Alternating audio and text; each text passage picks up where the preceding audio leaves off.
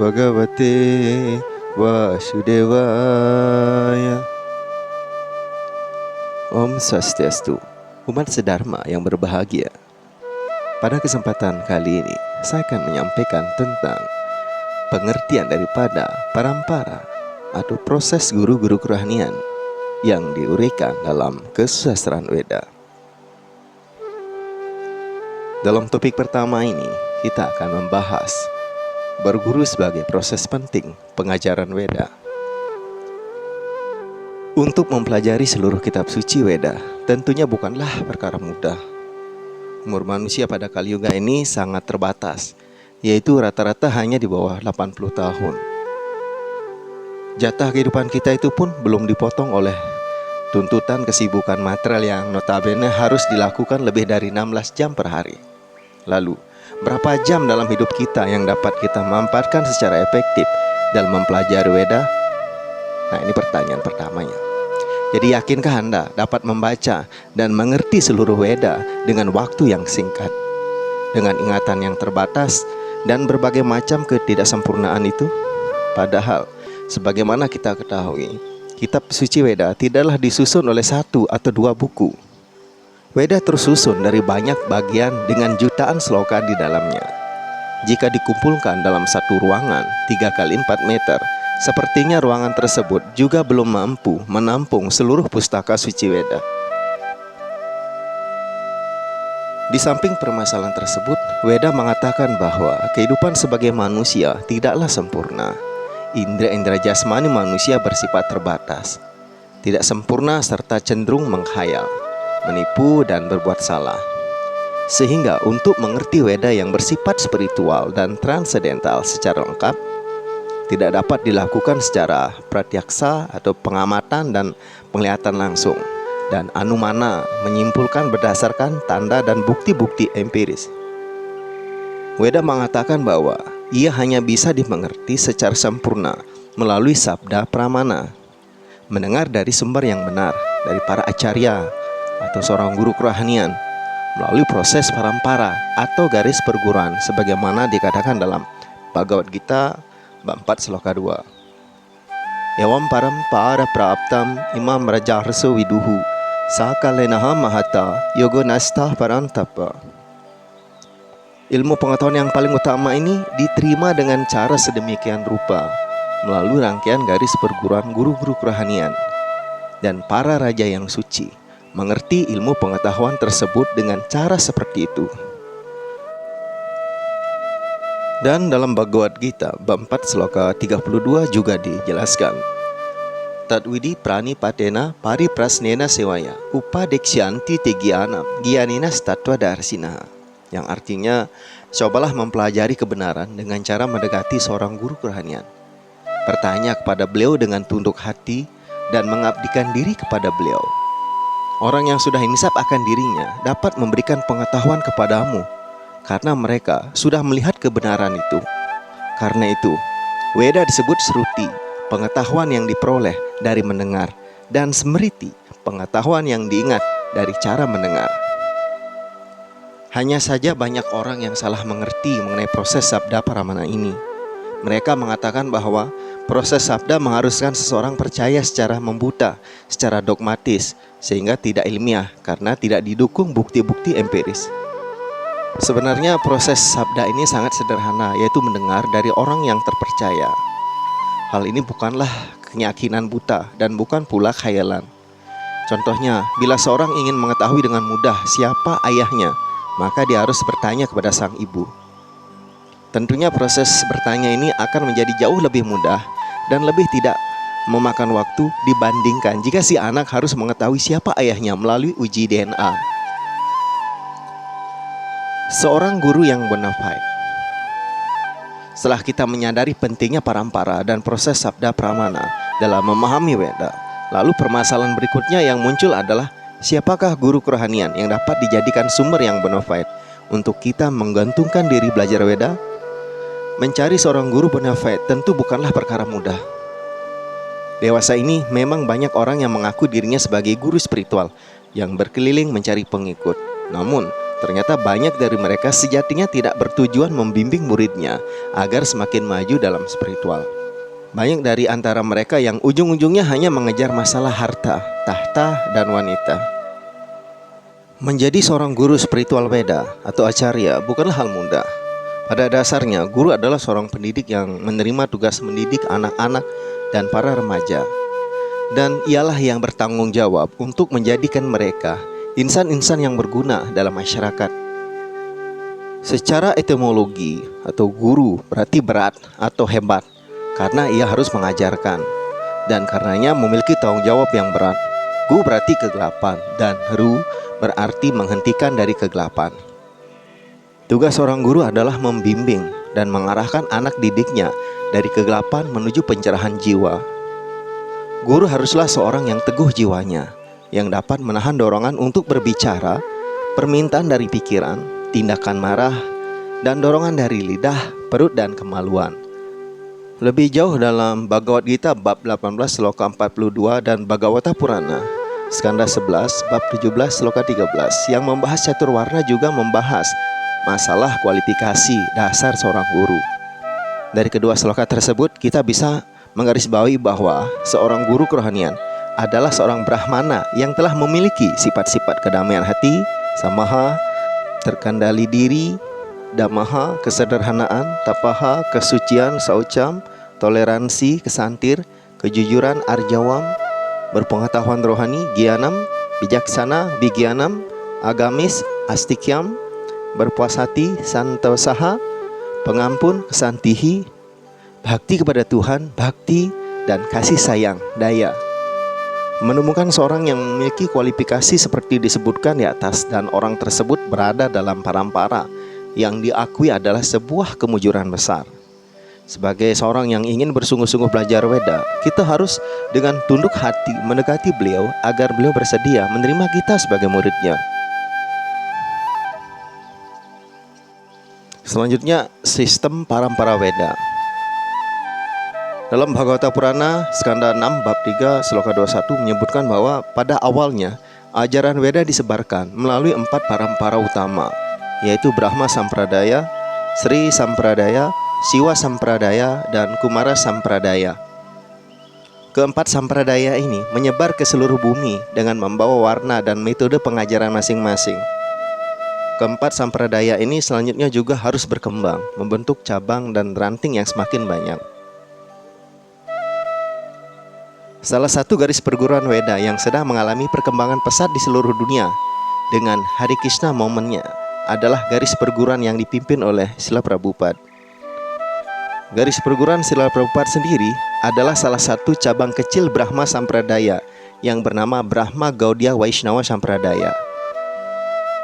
Di dunia barat, garis perguruan ini menjadi sangat populer berkat kesuksesan Srila Prabhupada mengajarkan ajaran Weda kepada para kaum muda, golongan hippies, dan tokoh-tokoh legendaris seperti grup musik The Beatles, pemilik perusahaan mobil Ford, para anggota kerajaan Inggris, bahkan sampai kepada Steve Jobs yang terkenal karena Apple komputernya. Beliau juga menanamkan pondasi Weda yang sangat kuat dengan kesuksesannya menerbitkan terjemahan-terjemahan kitab suci Weda yang otentitasnya telah diakui secara akademik oleh berbagai perguruan tinggi dunia. Sehingga tidaklah mengherankan jika sampai saat ini hampir tidak ada satu negara pun di muka bumi ini yang tidak memiliki center-center dan mandir-mandir untuk aktivitas spiritual murid-murid dari garis perguruan Srila Prabhupada. Sesuai dengan namanya, orang-orang yang tergabung dan merupakan murid-murid dari garis perguruan Srila Prabhupada dengan Hare Krishna movement-nya dapat dikenali dari keseharian mereka yang selalu melantunkan nyanyian, bhajan, dan kirtana, serta bermeditasi japa dengan mengucapkan mantra Hare Krishna, Krishna Krishna, Hare Hare, Hare Rama, Rama Rama, Hare Hare. Di samping itu, perguruan ini juga dapat dikenali dengan ketaatannya dalam menjalankan 4 prinsip dasar yang merupakan sumpah pada saat berguru, yaitu 1. Tidak memakan daging, ikan, dan telur, yang artinya di sini vegetarian, tidak mabuk-mabukan, tidak berjudi, dan tidak berzina. Tentu saja garis perguruan yang bonafide tidak hanya terdapat dalam garis perguruan silat Prabupan.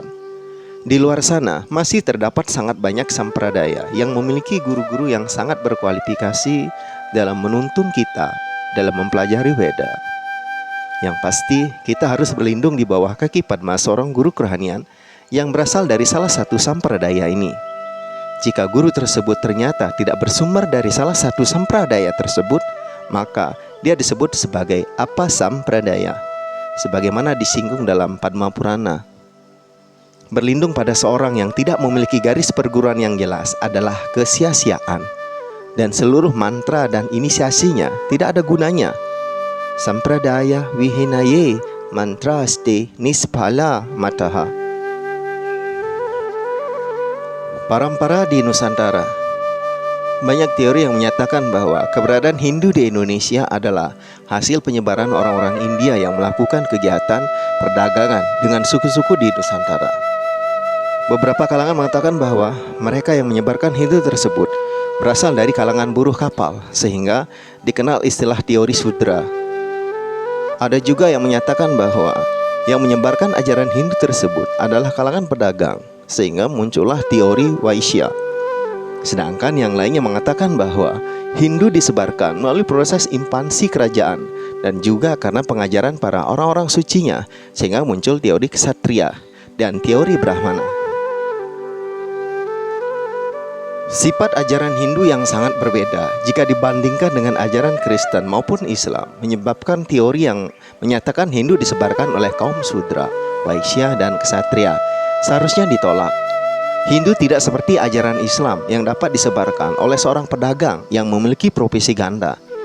Hindu hanya dapat disebarkan dan diajarkan dengan benar oleh seorang yang benar-benar profesional, yang segenap pikiran dan perbuatannya hanya berfokus pada masalah spiritual. Artinya, ajaran Hindu yang sejati hanya dapat disebarkan oleh seorang Brahmana.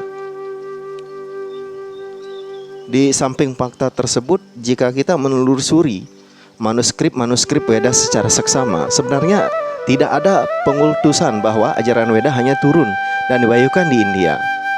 Weda memandang alam material ini secara sangat makro, yang tidak hanya berkutat pada satu wilayah. Bahkan tidak jarang Weda memberikan pandangan yang berkaitan dengan kondisi antar planet dan bahkan antar alam semesta. Kondisi ini membuka wacana bahwa pewahyuan Weda dan sistem parampara Weda tidak hanya terjadi di India.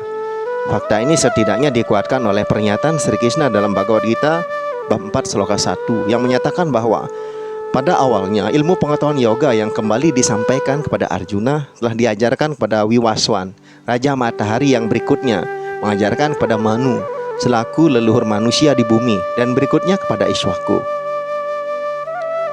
Jadi dengan demikian, terlepas dari kapan Hindu muncul di Nusantara, apakah sejak disebarkan oleh para Brahmana atau memang sejak awal keberadaan manusia, setidaknya kita dapat menarik kesimpulan bahwa sejak awal keberadaan Hindu di Nusantara, ajaran Weda sudah menyebar melalui sistem parampara.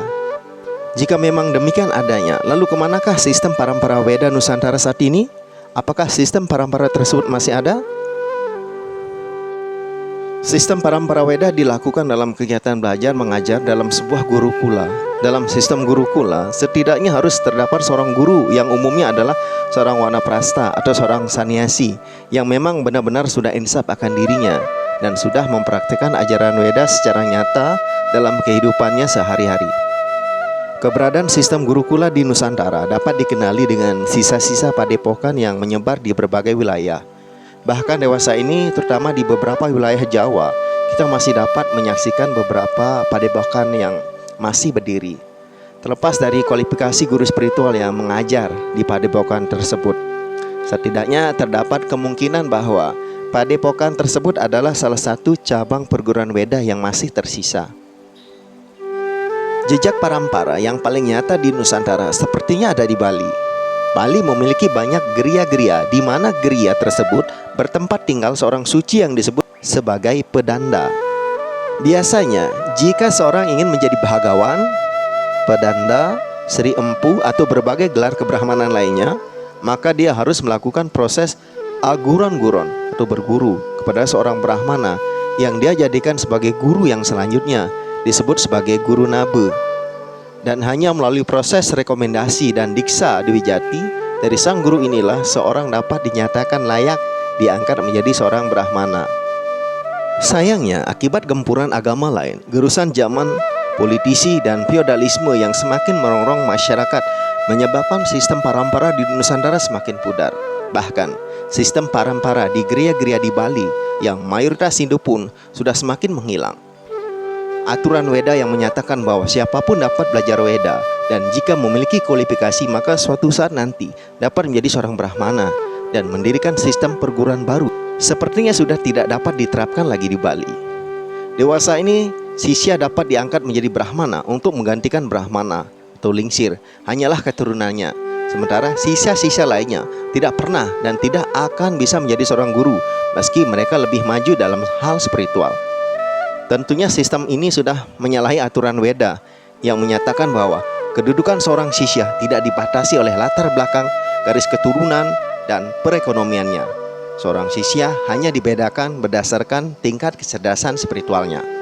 Mungkin karena faktor menghilangnya parampara asli Nusantara yang mendorong semakin banyak orang Indonesia yang belajar Weda dari parampara yang berkembang di luar, terutama di India. Jadi, kalau memang demikian adanya, seharusnya Hindu Nusantara tidak boleh mendiskreditkan saudara-saudara kita yang memilih belajar dari parampara dari India. Karena memang parampara yang ada di Indonesia tidak mudah ditemukan. Namun demikian, semoga suatu saat nanti kita dapat menemukan parampara murni di antara sekian banyak sistem parampara yang sudah menyimpang yang ada di Nusantara. Semoga ajaran Weda di Nusantara akan dapat bersinar kembali sebagaimana sedia kalanya. Om Santi Santi Santi Om.